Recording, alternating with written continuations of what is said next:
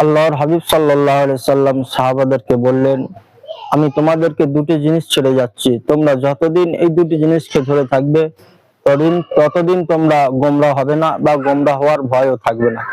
হাদিসটি এসেছে মুয়াত্তা ইমাম মালিকের 2 খণ্ড 799 নম্বর হাদিসের মধ্যে।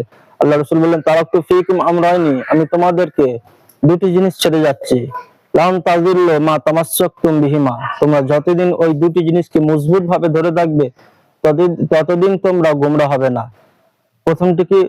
কিতাব আল্লাহ ওয়া সুন্নাত রাসূলি, তার প্রথমটি হলো আল্লাহর কিতাব অর্থাৎ কোরআন, আর দ্বিতীয়ত হলো সুন্নাত রাসূলি, আল্লাহর রাসূলের সুন্নত অর্থাৎ নবীর সুন্নত বা রাসূলের হাদিস।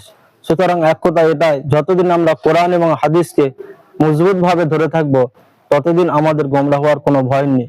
কিন্তু কোরআন হাদিসকে বাদ দিয়ে যদি আমরা কোনো দল মতের পিছনে নাম লেখাই তাহলে গোমরাহ হওয়ার একটি সুযোগ আছে। সেজন্য কোরআন হাদিসকে সামনে রেখে আমরা চলবো ইনশাআল্লাহ।